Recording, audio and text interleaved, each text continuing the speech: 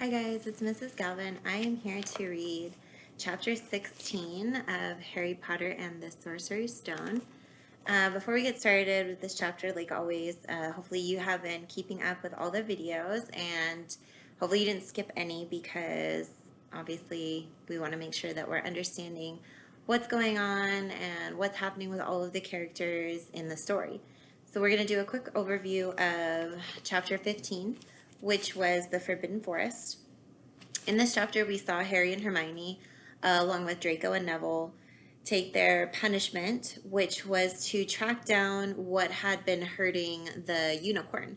Hagrid is the one that takes them into the Forbidden Forest, and he explains to them that he's been seeing unicorn blood, which means that a unicorn is probably injured somewhere in the forest. They end up finding this unicorn, unfortunately dead. And then they also are finding that there is some kind of cloaked or hooded figure that was drinking from it. Harry was in intense pain when this figure came near him. He said that the scar on his forehead was in intense pain to the point where he really couldn't do anything. He is rescued by a centaur that lives in the forest named Ferenz.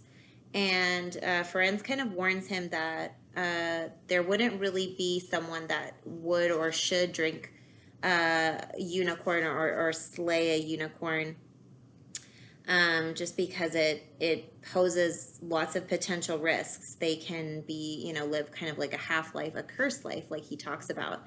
And Ferenz kind of hints at Harry that there's only one person that would do this.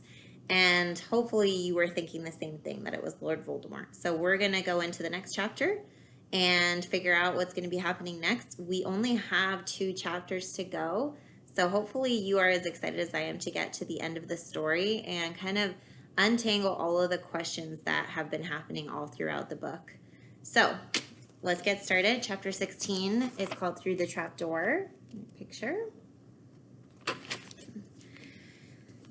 In years to come, Harry would never quite remember how he had managed to get through his exams when he half expected Voldemort to come bursting through the door at any moment. Yet the days crept by, and there could be no doubt that Fluffy was still alive and well behind the locked door. It was sweltering hot, especially in the large classroom where they did their written papers. They had been given special new quills for the exam, which had been bewitched with an anti-cheating spell. They had practical exams as well. Professor Flitwick called them one by one into his class to see if they could make up a pineapple tap dance across the desk. Professor McGonagall watched them turn a mouse into a snuff box. Points were given for how pretty the snuff box was, but taken away if it had whiskers. Snape made them all nervous, breathing down their necks while they tried to remember how to make a forgetfulness potion. Harry did the best he could, trying to ignore the stabbing pains in his forehead, which had been bothering him ever since his trip into the forest. Neville thought Harry had a bad case of exam nerves because Harry couldn't sleep, but the truth was that Harry kept being woken by his old nightmare. Except that it was now worse than ever because there was a hooded figure dripping blood in it. Maybe it was because they hadn't seen what Harry had seen in the forest, or because they didn't have scars burning on their foreheads, but Ron and Hermione didn't seem as worried about the stone as Harry. The idea of Voldemort certainly scared them, but he didn't keep visiting them in dreams, and they were so busy with their studying that they didn't have much time to fret about what Snape or anyone else might be up to. Their very last exam was History of Magic, 1 hour of answering questions about old batty wizards who'd invented self-stirring cauldrons, and they'd be free. Free for a whole wonderful week until their exam results came out. When the ghost of Professor Binns told them to put down their quills and roll up their parchment, Harry couldn't help cheering with the rest. That was far easier than I thought it would be, said Hermione, as they joined the crowds flocking out onto the sunny grounds. I needn't have learned about the 1637 Werewolf Code of Conduct or the uprising of Elfric the Eager. Hermione always liked to go through their exam papers afterward, but Ron said this made him feel ill. So they wandered down to the lake and plopped under a tree. The Weasley twins and Lee Jordan were tickling the tentacles of a giant squid which was basking in the warm shallows. No more studying, Ron sighed happily, stretching out on the grass. You could look more cheerful, Harry. We've got a week before we find out how badly we've done. There's no need to worry yet. Harry was rubbing his forehead. I wish I knew what this means, he burst out angrily. My scar keeps hurting. It's happened before, but never as often as this. Go to Madame Pomfrey, Hermione suggested. I'm not ill, said Harry. I think it's a warning. I think it means that danger's coming. Ron couldn't get worked up. It was too hot. Harry, relax. Hermione's right. The stone's safe as long as Dumbledore's around. Anyway, we never had any proof Snape found out how to get past Fluffy. He nearly had his leg ripped off once. He's not going to try it again in a hurry. And Neville will play Quidditch for England before Hagrid lets Dumbledore down. Harry nodded, but he couldn't shake off a lurking feeling that there was something he'd forgotten to do, something important.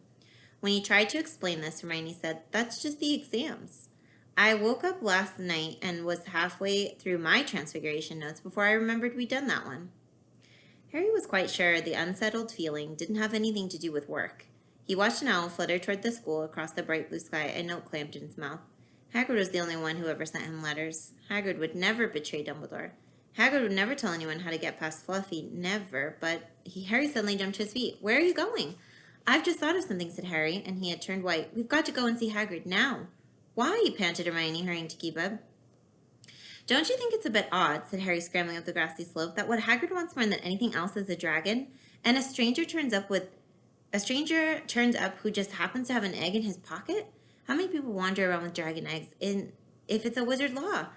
Lucky they found Hagrid, don't you think? Why didn't I see it before?" "What are you talking about?" said Ron. But Harry, sprinting across the grounds toward the forest, didn't answer. Hagrid was sitting in an armchair outside the house. His trousers and sleeves were rolled up, and he was shelling peas into a large bowl. "Hello," he said, smiling. "Finished your exams? Got time for a drink?" "Yes, please," said Ron, but Harry cut him off. "No, we're in a hurry, Hagrid. I've got to ask you something. You know the night you won Norbert? What did the stranger you were playing cards with look like?" "Well, I don't know," said Hagrid casually. "He wouldn't take his cloak off." He saw the three of them look stunned and raise his eyebrows. "It's not that unusual. You got a lot of funny folks in the Hogshead, and that's one of the pubs down in the village. Might have been a dragon dealer, wouldn't he? I never saw his face. He kept his hood up." Harry sank down next to the bowl of peas. "What did you talk to him about, Hagrid? Did you mention Hogwarts at all?" "It might have come up," said Hagrid, frowning as he tried to remember. "Yeah, he asked what I did, and I told him I was a gameskeeper here. He asked a bit about the sort of creatures I looked after, as I told him, and I said what I'd always really wanted was a dragon, and then, well, I can't remember too well, because he kept buying me drinks. Let's see. Then he said he had the dragon egg, and we could play cards for it if I wanted, but he had to be sure I can handle it. He didn't want to go to any old home. I told him, after Fluffy, a dragon would be easy. And did he seem interested in Fluffy?" Harry asked, trying to keep his voice calm. "Well, yeah. How many three-headed dogs do you meet, even around Hogwarts? So I told him Fluffy's a piece of cake if you know how to calm him down. Just play him a bit of music, and he'll go straight off to sleep." Hagrid suddenly looked horrified. "I shouldn't have told you that," he blurted out. "Forget that I said it. Hey, where are you going?" Harry, Ron, and Hermione didn't speak to each other at all until they came to a halt in the entrance hall, which seemed very cold and gloomy after the grounds. "We've got to go to Dumbledore," said Harry. "Hagrid told that stranger how to get past Fluffy, and it was either Snape or Voldemort under that cloak. It must have been easy once he got Hagrid drunk. I just hope Dumbledore believes us. Friends might back us up if Bane doesn't stop him. Where is Dumbledore's office?" They looked around as if hoping to see a sign pointing them in the right direction. They had never been told where Dumbledore lived, nor did they know anyone who had been sent to see him. "We'll just have to," Harry began, but a voice suddenly rang across the hall. "What are you three doing inside?" It was Professor McGonagall carrying a large pile of books. "We want to see Professor Dumbledore," said Hermione rather bravely. "See Professor Dumbledore?" Professor McGonagall repeated, as though this was a very fishy thing to want to do. "Why?" Harry swallowed. "Now what?" "It's sort of a secret," he said. But he wished at once he hadn't, because Professor McGonagall's nostrils flared. "Professor Dumbledore left 10 minutes ago," she said coldly. "He received an urgent owl from the Ministry of Magic and flew off for London at once." "He's gone?" said Harry frantically. "Now?" "Professor Dumbledore is a very great wizard, Potter. He has many demands on his time. But this is important." "Something you have to say is more important than the Ministry of Magic, Potter?" "Look," said Harry, throwing caution to the winds. "Professor, it's about the Sorcerer's Stone." Whatever Professor McGonagall had expected, it wasn't that. The books she was carrying tumbled out of her arms, but she didn't pick them up. "How do you know?" she spluttered. "Professor, I know that someone's going to try and steal the stone. I've got to talk to Professor Dumbledore." She eyed him with a mixture of shock and suspicion. "Professor Dumbledore will be back tomorrow," she said finally. "I don't know how you found out about the stone, but rest assured, no one can possibly steal it. It's too well protected." "But Professor Potter, I know what I'm talking about," she said shortly. She bent down and gathered up the fallen books. "I suggest you all go back outside and enjoy the sunshine." But they didn't. "It's tonight," said Harry, once he was sure Professor McGonagall was out of earshot. Snape's going through the trapdoor tonight. He's found out everything he needs, and now he's got Dumbledore out of the way. He sent that note. I bet the Ministry of Magic will get a real shock when Dumbledore turns up. But what can we... Hermione gasped, and Harry and Ron wheeled around. Snape was standing there. Good afternoon, he said smoothly. They stared at him. You shouldn't be inside on a day like this, he said, with an odd, twisted smile. We were... Harry began without any idea what he was going to say. You want to be more careful, said Snape. Hanging around like this, people will think you're up to something, and Gryffindor really can't afford to lose any more points, can it? Harry flushed. They turned to go outside, but Snape called them back. Be warned, Potter. Any more nighttime wanderings, and I will personally make sure you are expelled. Good day to you. He strode off in the direction of the staff room. Out on the stone steps, Harry turned to the others. Right, here's what we've got to do, he whispered urgently. One of us has got to keep an eye on Snape. Wait outside the staff room and follow him if he leaves. Hermione, you'd better do that. Why me? It's obvious, said Ron. You can pretend to be waiting for Professor Flitwick. You know, he put on a high voice. Oh, Professor Flitwick, I'm so worried. I think I got question 14B wrong. Oh, shut up, said Hermione, but she agreed to go and watch out for Snape. And we'd better stay outside the third-floor corridor, Harry told Ron. Come on. But that part of the plan didn't work. No sooner had they reached the door separating Fluffy from the rest of the school than Professor McGonagall turned up again, and this time she lost her temper. I suppose you think you're harder to get past than a pack of enchantments, she stormed. Enough of this nonsense. If I hear you come anywhere near here again, I'll take another 50 points from Gryffindor. Yes, Weasley, from my own house. Harry and Ron went back to the common room. Harry had just said, at least Hermione's on Snape's tail, when the portrait of the fat lady swung open and Hermione came in. Sorry, Harry, she wailed. Snape came out and asked me what I was doing. So I said I was waiting for Flitwick, and Snape went to get him. And I've only just got away. I don't know where Snape went. Well, that's it then, isn't it, said Harry. The other two stared at him. He was pale, and his eyes were glittering. I'm going out of here tonight, and I'm going to try and get to the stone first. You're mad, said Ron. You can't, said Hermione. After what McGonagall and Snape have said, you'll be expelled. So what? Harry shouted. Don't you understand? If Snape gets hold of the stone, Voldemort's coming back. Haven't you heard what it was like when he was trying to take over? There won't be any Hogwarts to get expelled from. He'll flatten it, or turn it into a school for the dark arts. Losing points doesn't matter anymore, can't you see? Do you think he'll leave you and your families alone if Gryffindor wins the House Cup? If I get caught before I can get to the stone, well, I'll have to go back to the Dursleys and wait for Voldemort to find me there. It's only dying a bit later than I would have, because I'm never going over to the dark side. I'm going through that trapdoor tonight, and nothing you choose say is going to stop me. Voldemort killed my parents, remember? He glared at them. You're right, Harry, said Hermione in a small voice. I'll use the invisibility cloak, said Harry. It's just lucky I got it back. But will it cover all three of us, said Ron.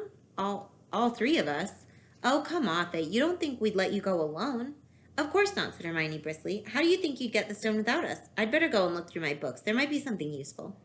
But if we get caught, you two will be expelled too. Not if I can help it, said Hermione grimly. Flitwick told me in a secret that I got 112% on his exam. They're not throwing me out after that. After dinner, the three of them sat nervously apart in the common room. Nobody bothered them. None of the Gryffindors had anything to say to Harry anymore, after all. This was the first night he hadn't been upset by it. Hermione was skimming through all her notes, hoping to come across one of the enchantments they were about to try to break. Harry and Ron didn't talk much. Both of them were thinking about what they were about to do. Slowly, the room emptied as people drifted off to bed.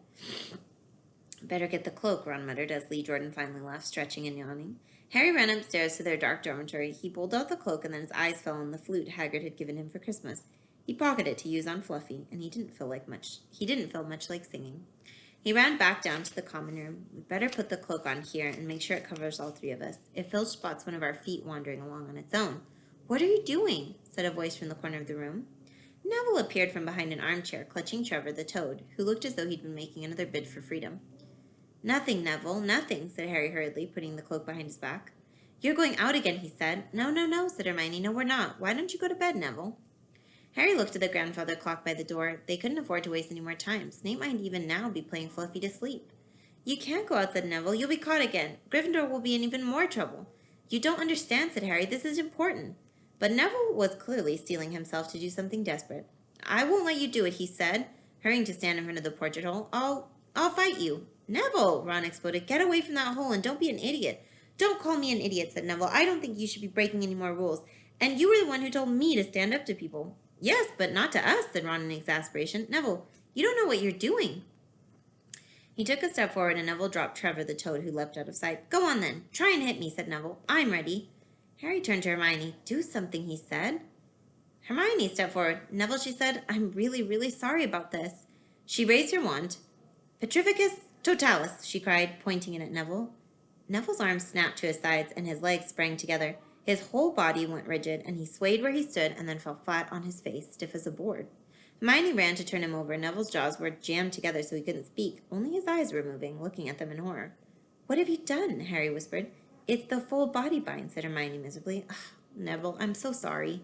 We had to, Neville. No time to explain, said Harry. You'll understand later, Neville, said Ron as they stepped over him and pulled on the invisibility cloak.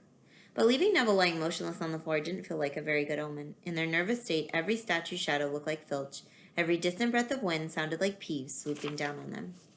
At the foot of the first set of stairs, they spotted Mrs. Norris skulking near the top. Oh, let's kick her just this once, Ron whispered in Harry's ear. But Harry shook his head. As they climbed carefully around her, Mrs. Norris turned in her lamp-like eyes on them, but didn't do anything. They didn't meet anyone else until they reached the staircase up to the third floor. Peeves was bobbing halfway up, loosening the carpet so that people would trip. Who's there? He said. I know you're there, even if I can't see you. Are you a ghoulie or a ghostie or a wee student beastie? He rose up in the air and floated there, squinting at them. Should call Filch, I should, if something's a-creepin' around unseen. Harry had a sudden idea. Peeves, he said in a hoarse whisper, the Bloody Baron has his own reasons for being invisible. Peeves almost fell out of an air in shock, and he caught himself in time. So sorry, your bloodiness, Mr. Baron, sir. My mistake, my mistake. I didn't see you, of course. I didn't. You're invisible. Forgive old Peevesy his little joke. I have business here, Peeves, croaked Harry. Stay away from this place tonight. I will, sir. I most certainly will, said Peeves, rising up in the air again. Hope your business goes well, Baron. I will not bother you. And he scooted off. That was brilliant, Harry, whispered Ron. A few seconds later, they were outside the third-floor corridor, and the door was already ajar. Well, there you are, Harry said quietly. Snape's already got past Fluffy. Seeing the open door somehow seemed to impress upon all three of them what was facing them. Underneath the cloak, Harry turned to the other two. If you want to go back, I won't blame you, he said. You can take the cloak. I won't need it now. Don't be stupid, said Ron. We're coming, said Hermione. Harry pushed the door open, and as the door creaked, low rumbling growls met their ears. All three of the dogs' noses sniffed madly in their direction, even though it couldn't see them. What's that at its feet? Hermione whispered. Looks like a harp, said Ron. Snape must have left it here. It must wake up the moment you stop playing, said Harry. Well, here goes. He put Hagrid's flute to his lips and blew. It wasn't really a tune, but from the first note, the bee-sides began to droop, and Harry hardly drew breath. Slowing, the dog's growls ceased, and it tottered on its paws and fell to its knees, and it slumped to the ground fast asleep. Keep playing, Ron warned Harry as they slipped out of the cloak and crept toward the trapdoor. They could feel the dog's hot, smelly breath as they approached the giant's head.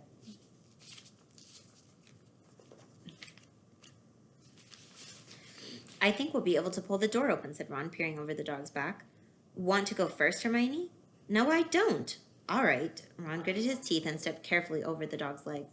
He bent and pulled the ring of the trapdoor, which swung open. What can you see? Hermione said anxiously. Nothing. It's just black. There's no way of climbing down. We'll just have to drop. Harry, who was still playing the flute, waved at Ron to get his attention and pointed at himself. You want to go first? Are you sure? Said Ron. I don't know how deep this thing goes. Give the flute to Hermione so she can keep him asleep. Harry handed the flute over, and in the few seconds' silence the dog growled and twitched. But the moment Hermione began to play, it fell back into its deep sleep. Harry climbed over it and looked down through the trapdoor. There was no sign of the bottom. He lowered himself through the hole until he was hanging on by his fingertips. If anything happens to me, don't follow. Go straight to the Owlery and send Hedwig to Dumbledore, right? Right, said Ron. See you in a minute, I hope. And Harry let go. Cold, damp air rushed past him as he fell down, down, down, and flump. With a funny, muffled sort of thump, he landed on something soft. He sat up and felt around, his eyes not used to the gloom. It felt as though he was sitting on some sort of plant. It's okay, he called up to the light size of the postage stamp, which was the open trapdoor. It's a soft landing. You can jump. Ron followed right away. He landed sprawled next to Harry. What's the stuff? Were his first words. I don't know. It's some sort of plant thing. I suppose it's here to break the fall. Come on, Hermione. The distant music stopped, and there was a loud bark from the dog, but Hermione had already jumped. She landed on Harry's other side. It must be miles under the school, she said. Lucky this plant thing's here, really, said Ron. Lucky, shrieked Hermione. Look at you both. She leapt up and struggled toward a damp wall. She had to struggle because the moment she had landed, the plant had started to twist snake-like tendrils around her ankles.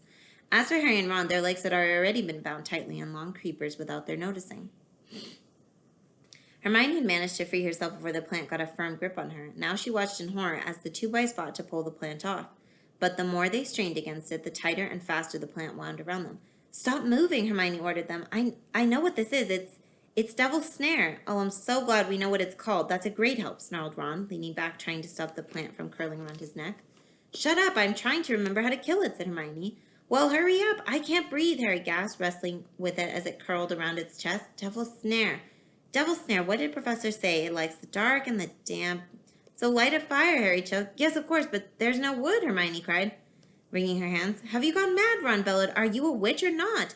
"Oh, right," said Hermione, and she whipped out her wand, waved it and muttered something, and sent a jet of the same bluebell flame she had used on Snape at the plant. In a matter of seconds, the two boys felt it loosening its grip as it cringed away from the light and warmth. Wriggling and flailing, it unraveled itself from their bodies, and they were able to pull free. "Lucky you pay attention in herbology, Hermione," said Harry as he joined her by the wall. "Yeah," said Ron, "and lucky Harry doesn't lose his head in a crisis. There's no wood, honestly." "This way," said Harry, pointing down a stone passageway which is the only way forward. All they could hear apart from their footsteps was the gentle drip of water trickling down the walls. The passageway sloped downward, and Harry was reminded of Gringotts. With an unpleasant jolt of the heart, he remembered the dragon said to be guarding vaults in the Wizard's Bank. If they met a dragon, a fully grown dragon, Norbert had been bad enough. "Can you hear something?" Harry listened. A soft rustling and clinking seemed to be coming from up ahead. "Do you think it's a ghost?" "I don't know. It sounds like wings to me." "There's light ahead. I can see something moving." They reached the end of the passageway and saw before them a brilliantly lit chamber, its ceiling arching high above them. It was full of small, jewel-bright birds fluttering and tumbling all around the room. On the opposite side of the chamber was a heavy wooden door. "Do you think they'll attack us if we come across the room?" said Ron. "Probably," said Harry. "They don't look very vicious, but I suppose if they all swoop down at once, well, there's no other choice. I'll run." He took a deep breath, covered his face with his arms, and sprinted across the room. He expected to feel sharp beaks and claws tearing at him at any second, but nothing happened. He reached the door untouched. He pulled the handle, but it was locked. The other two followed him, and they tugged and heaved at the door, but it wouldn't budge, not even when Hermione tried her Alohomora charm. "Now what?" said Ron. "These birds, they can't be here for decoration," said Hermione. They watched, and the birds soared overhead, glittering. "Glittering? They're not birds," Harry said suddenly. "They're keys. Winged keys. Look carefully. So that must mean..." He looked around the chamber while the other two squinted up at the flock of keys. "Yes, look, broomsticks. We've got to catch the key to the door." "But there are hundreds of them." Ron examined the lock on the door. "We're looking for a big old-fashioned one, probably silver, like the handle."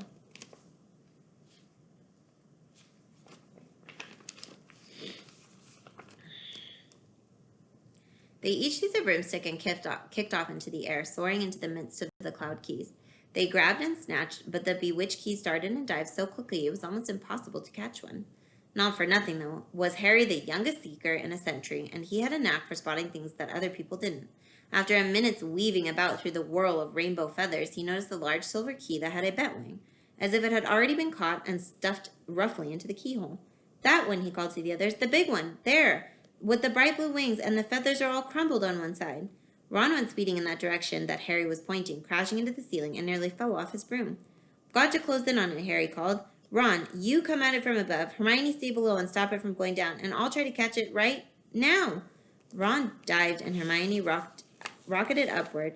The key dodged them both, and Harry streaked after it. It sped toward the wall, and Harry leaned forward, and with a nasty crunching noise, pinned it against the stone with one hand. Ron and Hermione's cheers echoed around the high chamber. They landed quickly, and Harry ran to the trapdoor, the key struggling in his hand. He rammed it into the lock and turned, and it worked. The moment the lock had clicked open, the key took flight again, looking very battered now that it had been caught twice. "Ready?" Harry asked the other two, his hands on the door handle. They nodded, and he pulled the door open. The next chamber was so dark they couldn't see anything at all, but as they stepped into it, light suddenly flooded the room to reveal an astonishing sight. They were standing on the edge of a huge chessboard, behind the black chessmen, which were all taller than they were and carved from what looked like black stone. Facing them, way across the chamber, were the white pieces. Harry, Ron, and Hermione shivered slightly. The towering white chessmen had no faces. "What do we do?" Harry whispered. "It's obvious, isn't it?" said Ron. We've got to play our way across the room. Behind the white pieces, they could see another door. How? Said Hermione. I think, said Ron, we're going to have to be chessmen. He walked up to a black knight and put his hand out to touch the knight's horse. At once, the stone sprang to life. The horse pawed the ground, and the knight turned his helmeted head to look down at Ron. Do we, have to join you to get across? The black knight nodded, and Ron turned to the other two. This needs thinking about, he said. I suppose we've got to take the place of 3 of the black pieces. Harry and Hermione stayed quiet, watching Ron think. Finally, he said, now, don't be offended or anything, but neither of you are that good at chess. We're not offended, said Harry quickly. Just tell us what to do. Well, Harry, you take the place of that bishop, and Hermione, you go there instead of the castle. What about you? I'm going to be a knight, said Ron. The chessmen seemed to have been listening, because at these words, a knight, a bishop, and a castle turned their backs on the white pieces and walked off the board, leaving 3 empty squares that Harry, Ron, and Hermione took. White always plays first in chess, said Ron, peering across the board. Yes, look. A white pawn had moved forward 2 squares. Ron started to direct the black pieces. They moved silently when, wherever he sent them, Harry's knees were trembling. What had they lost? Harry, move diagonally 4 squares to the right. Their first real shot came when their other knight was taken. The white queen smashed him to the floor and dragged him off the board, where he lay quite still, face down. Had to let that happen, said Ron. Leaves you free to take that bishop. Hermione, go on. Every time one of their men was lost, the white pieces showed no mercy, and soon there was a huddle of limp black players slumped along the wall. Twice, Ron only just noticed in time that Harry and Hermione were in danger. He almost darted around the board, taking almost as many white pieces as they had lost black ones. We're nearly there, he muttered. Let me think. The white queen turned her blank face toward him. Yes, said Ron softly. It's the only way. I've got to be taken. No, Harry and Hermione shouted. That's chess, snapped Ron. You've got to make some sacrifices. I'll make my move, and she'll take me. That leaves you free to checkmate the king, Harry. But do you want to stop Snape or not? Ron, look, if you don't hurry up, he'll already have the stone. There was no alternative. Ready? Ron called. Here I go. Now, don't hang around once you've won. He stepped forward, and the white queen pounced. She struck Ron down hard across the head with her stone arm, and he crashed into the floor. Hermione screamed but stayed on her square, and the white queen dragged Ron to one side. He looked as if he'd been knocked down. Shaking, Harry moved 3 spaces to the left. The white king took off his crown and threw it at Harry's feet. They had won. The chessmen parted and bowed, leaving the door ahead and clear, and with one last desperate look back at Ron, Harry and Hermione charged to the door and up the next passageway. What if he'll be all right, said Harry, trying to convince himself. What do you reckon is next? Well, we've had Sprouts, that was the devil's snare. Flitwick must have put the charms on the keys. McGonagall transfigured the chessmen to make them alive. That leaves Quirrell's spell and Snape's. They had reached another door. All right, Harry whispered. Go on. Harry pushed it open. A disgusting smell filled their nostrils, making both of them pull their robes up over their noses. Eyes watering, they saw flat on the floor in front of them a troll even larger than the one they had tackled, out cold with a bloody lump on its head. I'm glad we didn't have to fight that one, Harry whispered as they stepped carefully over one of its massive legs. Come on, I can't breathe. He pulled open the next door, both of them hardly daring to look at what came next. But there was nothing very frightening in here, just a table with 7 differently shaped bottles standing on it in a line. Snape, said Harry. What do we have to do? They stepped over the threshold, and immediately a fire sprang up behind them in the doorway. It wasn't ordinary fire either, it was purple. At the same instant, black flames shot up in the doorway, leading onward. They were trapped. Look! Hermione seized a roll of paper lying next to the bottles, and Harry looked over her shoulder to read it. Danger lies before you, while safety lies behind you. 2 of us will help you, whichever you would find. 1 among us 7 will let you move ahead. Another will transport the drinker back instead. 2 among our number hold only nettle wine. 3 of us are killers, waiting hidden in line. Choose unless you wish to stay here forevermore. To help you in your choice, we give you these clues 4. First, however slyly the poison tries to hide, you will always find some on Nettle Wine's left side. Second, different are those who stand on either end, but if you would move onward, neither is your friend. Third, as you see clearly, all are different size. Neither dwarf nor giant holds death in their insides. Fourth, the second left and the second on the right are twins once you taste them, though different at sight.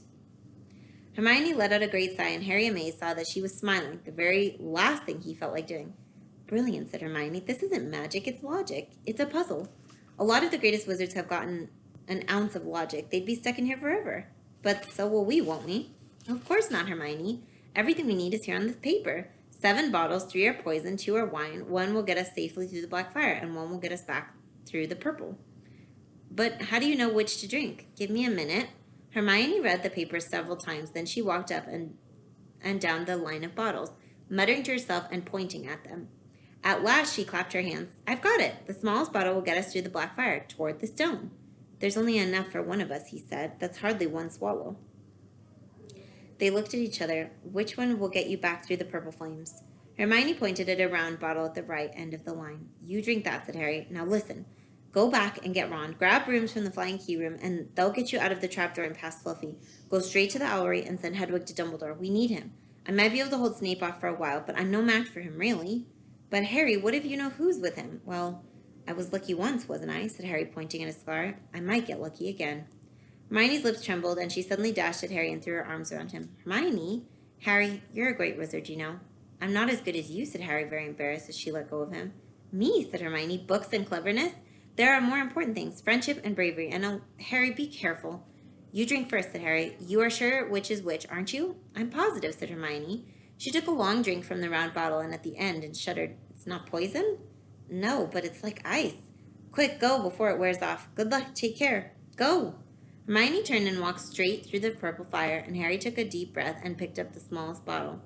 He turned to face the black flames. Here I come, he said, and he drained the little bottle in one gulp. It was indeed as though ice was flooding his body. He put the bottle down and walked forward. He braced himself. He saw the black flames licking his body, but he couldn't feel them. And for a moment he could see nothing but dark fire. Then he was on the other side, in the last chamber. There was already someone there, but it wasn't Snape. It wasn't even Voldemort. That's the end of the chapter. Okay, that was kind of a long one. So I'm going to touch base when I go to read the next chapter, which is going to be the last. So he is finally to the end, and it isn't Snape, and it isn't Voldemort. So who could it be? We'll find out when we read the last chapter. Thanks, guys. Have a good day.